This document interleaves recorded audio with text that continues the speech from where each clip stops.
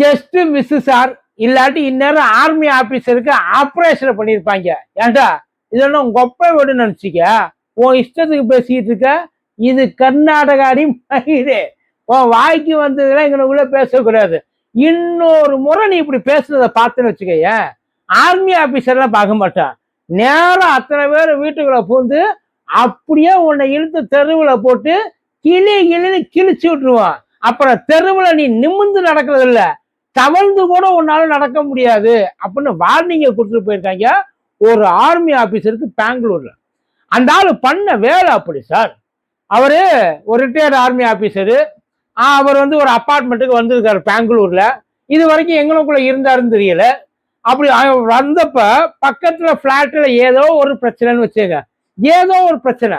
இவங்க போய் வம்பிழுத்தாங்களா, இல்ல அவங்க வம்பிழுத்தாங்களா, இல்ல சம்பந்தமே இல்லாம சும்மா டைம் பாஸுக்கு ஏதாச்சும் சண்டை ஓட்டாங்களான்றது தெரியல. ஏதோ ஒரு சண்டையில என்ன பண்ணிச்சு, அந்த ஆர்மி ஆபீசர் சம்சாரம் அங்க இருக்கிறவங்கள ஆப்போசிட்ல சண்டை ஓட்டாங்கல்ல, அவங்கள பார்த்தோன்னே நீ முஸ்லீம் தானே, நீ பாய் தானே அப்படின்னு இருக்கு. அவங்க தெரிஞ்சதுக்கு அப்புறம், ஏய் இவன் பாகிஸ்தானிடா, இந்துஸ்தானி இல்ல, இவன் ஒரு பயங்கரவாதி. ஏன்னா இவங்க எல்லாம் எங்களுக்குள்ள இருக்கிறதே பெங்களூரை மட்டும் இல்ல பாரதத்தையே அழிக்கிறதுக்காகத்தான், இவங்க எல்லாம் இருக்கவே கூடாது அப்படின்னு சொல்லி அவங்கள நேரடியா எந்த நோக்கம் எது, அதாவது அவங்க எதுக்கு சண்டை போட்டாங்க அப்படியே திரும்பி இந்த பக்கம் வழக்கம் போல இந்த நார்த் இந்தியாவில செய்வாங்க இல்ல, அந்த மாதிரி அவங்க நமக்கு இவங்களுக்குள்ள இருக்கிறவங்கள சப்போர்ட்டுக்கு வருவாங்க. ஏன்னா இருக்கிறவங்க பூரா சங்கி பையதானே அப்படின்னு நினைச்சு அந்த அம்மா பேசிருச்சு போல. ஆனா அந்த அப்பார்ட்மெண்ட்ல இருந்தவங்க அத்தனை பேர் வந்தாங்க, அந்த அம்மாவுக்கு ஆப்போசிட்டா வந்தாங்க. ஆர்மி ஆபீசர்னு கூட பார்க்காம வண்டையா கேட்டிருக்காங்க. அத்தனை பேரும் ஒண்ணு சேர்ந்துட்டாங்க. அவங்க கேட்கறது ஒண்ணும் இல்லை, நீ இதுக்கு முன்னாடி இப்படி இருந்திருக்கலாம், அதாவது உனக்கு வந்து இந்த வெறி வந்து ஏற்கனவே உனக்கு இருந்திருக்கலாம், தப்பெல்லாம் கிடையாது. அவங்கள பார்த்தாலே உனக்கு பத்திக்கிட்டு வரலாம். அதெல்லாம் நீ ஏற்கனவே இருந்த பத்தியா, அந்த இடத்துலயே வச்சு புதைச்சிட்டு வந்திருக்கணும். அங்கேயே நீ அது அத்தனைக்கு தவசத்தை முடிச்சுட்டு வந்திருக்கணும். அதை நீ கேரி ஃபார்வர்ட் பண்ணிட்டு இங்க கொண்டு வந்தல்ல. கர்நாடகாக்காரங்க நம்மளை கிராஸ் பண்ணி போயிட்டாங்க சார், சமத்துவத்துல சமூக ரீதியில. நெசமா சார், அதாவது இப்போ ஏதாச்சும் ஒண்ணுன்னா வந்து நம்ம வந்து அவனோட வீக் பாயிண்ட் அடிக்கிறது நியாயம். அவனை வீக் பண்றதுக்காக ஒரு பாயிண்ட் எடுத்து அடிக்கிறாங்க இல்லையா, அது எந்த விதத்துல நியாயம்னு தெரியல. அவர் சொல்லியிருக்கிற அந்த ஆர்மி ஆபீசர், டேய் நான் ஒரு ஆர்மி ஆபீசரா, நான் வந்து ராணுவத்துல வேலை செஞ்சிருக்கிறேன்டா, நான் இந்திய தேசத்துக்காக போராடி இருக்கேன்டா, நீ என்ன இலவ வேணாலும் போராடு. உன்னையெல்லாம் எப்படி முதல்ல ராணுவத்துல சேர்த்தாங்க, இத்தனை நாள உன்னைய எப்படி ராணுவத்துல வச்சிருந்தாங்க, உன்னைய வச்சிருந்தது இந்திய ராணுவத்துக்கு அவமானம் இல்லையா? இதே நினைப்போடுதான் நீ ராணுவத்துல வேலை பார்த்துருக்க. ராணுவத்துல வேலை பார்க்கிறவனுக்கு பேட்ரியாட்டிசம்னா என்னன்னு தெரியும்ல, அந்த சுதந்திர உணர்வுனா என்னன்னு தெரியும்ல. ராணுவத்துக்கு உள்ள போறப்ப என்னவா சொல்லி கொண்டு போவாங்க, சாதி மதம் பேதம் இது எல்லாத்தையும் கடந்து போய் சமத்துவமா எல்லாத்தையும் பார்க்கணும். அவனுக்கு அத அப்பாவியா அவன் வந்து தீவிரவாதியா, இதுதானே உன் வேலை. அப்பாவிய காப்பாற்றணும், தீவிரவாதிய காலி பண்ணணும். ஆனா நீ காலி பண்ண நினைக்கிறவனெல்லாம் தீவிரவாதி நினைச்சு முத்திர குத்தி காலி பண்ண நினைச்சேன்னா உன்னையெல்லாம் எப்படி வச்சிருப்பாங்க. இதுல நீ ஆர்மியில இருக்கன்னு பெருமையா வேலை சொல்லிக்கிட்டு தெரியல. இந்த வேலையெல்லாம் நீ இனிமே இங்களுக்குள்ள வச்சுக்கூடாது, இதெல்லாம் நீ வேற எங்கேயாவது வச்சுக்கணும். இன்னொரு முறை நாங்க இங்க எல்லாரும் நல்லா இருக்கோம். அதாவது இங்க வந்து இந்து இருக்கு, சீக் இருக்கு, முஸ்லீம் இருக்கு, கிறிஸ்டியன் இருக்கு, பௌத்தம் இருக்கு, இன்னும் என்னென்ன பேரு தெரியாத யாருக்குமே தெரியாத சாதிகள்லாம் மதங்கள்லாம் எங்களுக்குள்ள கிடக்கு. நாங்கள்லாம் இங்க ஒன்னாத்தான் உட்கார்ந்துருக்கோம். ஒன்ன மாதிரி ஆளுக வந்து தான் எங்களை உள்ளுக்குள்ள வந்து ஆளுக்கு பிரிச்சு சண்டை ஓட வச்சு அவங்க வெறுக்கி எங்களை வந்து தொட்டுக்கிட்டு தின்னுக்கிட்டு திரிகிறாங்க. இன்னொரு முறை இந்த மாதிரி ஏதாச்சும் நீ செஞ்ச, வயசானவன் இந்த இது ஆர்மி ஆபீசரு இதையெல்லாம் யாருமே பார்க்க மாட்டோம்.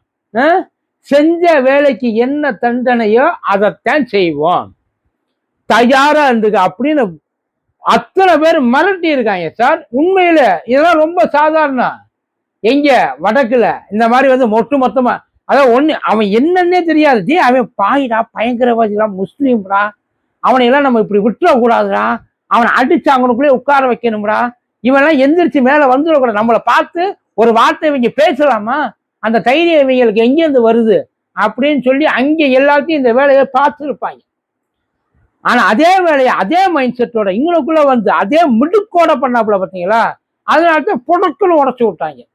எனக்கு என்ன பயமா இருக்குன்னா, இவரு ரிட்டையர் ஆகிறப்பயே இவ்வளவு பேச ஆக்சுவலி இவரு பேசல, இவரு கூட அமைதியா இருந்திருக்கிறாப்புலன்னு வச்சுக்கோங்களேன்.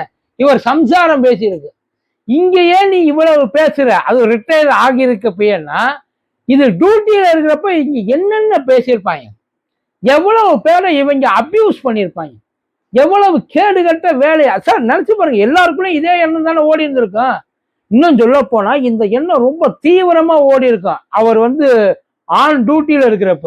இப்ப டியூட்டியை விட்டு விலகி வர்றப்பயே தெரிஞ்சுக்கிட்டு பேசுறாங்க. அதாவது ஒருவேளை அவர் வந்து ஒரு பான் தயாரிச்சாரு, இல்ல வேற ஏதாச்சும் பயங்கரமான ஒரு பிளான் வச்சிருந்தாரு, இல்ல ஸ்லீப்பர் செல்லுக்கு வந்து இவர் வந்து ஹெட்டா இருக்கிறாரு, இவர் வந்து பெங்களூரை வந்து அந்த இது பண்றதுக்கு தகர்க்கிறதுக்கு, இல்ல பெங்களூரை வந்து குலைக்கிறதுக்கு, நாசம் பண்றதுக்கு, இந்திய இறையாண்மைக்கு எதிராக எங்கேயாச்சும் வேலை இந்த மாதிரி ஏதாச்சும் ஏதாச்சும் ஒரு ஆதாரம், ஏதாச்சும் ஒரு எவிடன்ஸ் இருந்திருந்தா அந்த அம்மா சொல்றதுல என்ன தப்பு? இது வரைக்கும் எங்கேயாச்சும் இந்த தீவிரவாதிகளை நம்ம எங்கேயாச்சும் ஆதரிச்சிருக்கோமா சார்? ஏதாச்சும் வெடி வச்சு கொள்றவன நல்லா வைடா, நீ வைடா, உனக்கு என்னடா, உனக்கு இல்லாத உரிமையாடா, நல்லா எத்தனை பேர் வேணுமோ சாவடிச்சுக்க சொல்லியிருக்கோமா சார்? பகல்காம தீவிரவாதம் ஏதாச்சும் எவனாச்சும் ஒருத்தன் ஆதரிச்சு பேசியிருக்கானா சார்? அவங்க செஞ்சதுல என்ன தப்புன்னு எவனாச்சும் அங்க பகல்காம்லயே ஒரு முஸ்லீம் உசுரை விட்டுருக்காப்புல, ஒரு குதிரை ஏறுவாப்புல, இல்ல குதிரை அந்த கூட்டிட்டு போவாப்புல ஒரு முஸ்லீம், அந்த முஸ்லீம் வந்திருக்க டூரிஸ்ட காப்பாத்துறதுக்காக உசுரை விட்டுருக்காப்புல. ஒரு ராணுவம் அவனுக்குள்ள இல்ல, ஒரு சாதாரண ஆளு உசுரை விட்டுருக்கான். அதை விட்ட உசுருக்கு இங்கனுக்குள்ள இருக்கிறவங்க எல்லாம் என்ன சொன்ன, அதை கடைசி வரைக்கும் எவனும் சொல்லாம மறைச்சாங்க. வெளியில வந்துடக்கூடாதுன்னு தெரியாதுக்கு எவ்வளவோ பாடுபட்டாங்க. ஆனா அதையும் மீறி வெளியில வந்துச்சுல, அவனை எவனாச்சும் ஒருத்தர் இது வரைக்கும் கூப்பிட்டு வச்சு பாராட்டான்? அவன் வீட்டுல இருக்கிறவங்களுக்கு எவனாச்சும் கூப்பிட்டு வச்சு ஒரு அவார்டு கொடுத்தான்? அதை ரெகனைஸ் பண்ணா? இல்ல இதெல்லாம் பண்ணுவாங்கன்னு தெரிஞ்சு அவன் செத்து போனானா? சம்பந்தமே இல்லாம அவங்களோட சௌரியத்துக்காக, அவங்களுக்கு என்ன வந்து வேணுமோ அதை செய்யறதுக்காக செஞ்சுட்டு சார். இத்தனை வருஷமா இந்த மனுஷன் இன்னும் எவ்வளவு பேர் இந்த மாதிரி ஆர்மியில இருக்கிறாங்கன்னு தெரியலையே. அப்ப அங்க இருக்கிற நினைச்சு பாருங்க, இப்ப ஏற்பட்ட ஆளுங்க ஆர்மியில உட்கார்ந்து இருக்கப்ப பார்டர்ல என்ன மாதிரியான பாடுபடுவாங்க. இந்த மாதிரி முக்காடு அதாவது பாய் முஸ்லீமு இவங்க இந்த ஒரே ஒரு ஐடென்டிட்டிக்காக இவங்க எவ்வளவு தூரம் என்னென்ன சீல் அடிக்கிறாங்க பாத்துங்க. லேபிள் கொடுத்துறாங்க இல்ல தீவிரவாதி, இவன் வந்து கண்டிப்பா பாகிஸ்தானோட இதுவாத்தான் இருப்பேன், அவனை நம்ம வந்து விட்டுற கூடாது. இதே மைண்ட் செட்ல தானே பாத்துட்டு இருக்கிய. அங்க இருக்கிற நினைச்சு பாருங்க சார், அங்க இருக்கிற அதிகாரத்தில் இருக்கிறவன் நார்மலா இருக்கிறவன் இந்த பேச்சை பேசுனா பிரச்சனையே இல்லை. ஏன்னா அதுக்கெல்லாம் வந்து பைத்தியங்க, அதுகளை திருத்த முடியாது, அவங்கள ஒண்ணும் செய்ய முடியாதுன்றது நமக்கு நல்லாவே தெரியும். ஆனா யோசிச்சு பாருங்க, ஒரு அதிகாரத்தில் இருக்கிறவன், அதை காப்பாற்ற வேண்டிய ஒரு இடத்துல இருக்கிறவன் இவங்க கூட்டி கொண்டாந்து நீ தான் எல்லாத்துக்கும் காரணம் சொல்லி கண்ணுக்கு முன்னாடி அவனை ஒண்ணுமே பண்ண முடியாதுல்ல சார். இப்ப போலீஸ் வந்து ஒருத்தன் வந்து என்னை இந்த இப்ப இந்த நம்ம அஜித் குமார் கேஸ் திருடிட்டான் அப்படின்னு சொல்றப்ப நீ திருடி இருப்படா, நீ திருடி இருப்ப எனக்கு தெரியும், அந்த அம்மா பொய் சொல்லாதுடா, அந்த மாதிரி வந்து பண்ணா நமக்கு எவ்வளவு அதே வேலையத்தான் இங்க பண்ணியிருக்காங்க. அப்படி பண்ண ஆளுக்கு அத்தனை பேரும் போயிட்டு கையெடுத்து கும்பிட்டு ஐயா விட்டுருங்க, இனிமே இப்படி பேச மாட்டேன், தெரியாதனமா இப்படி பேசிட்டேன், இப்படி பேச மாட்டேன். இந்த சூழ்நிலை வடக்குல வருமா சார்? செய்ய முடியுமா சார்? அவங்களால போராட. இப்ப இந்த மாதிரி ஒருத்தருக்கு பிரச்சனைனா முதல்ல எந்திரிச்சு யாராச்சும் அவருக்கு சப்போர்ட்டுக்கு அங்கனுக்குள்ள வருவாங்களா சார்? இங்க வந்திருக்காங்க இல்ல, அதுதான் விஷயம்.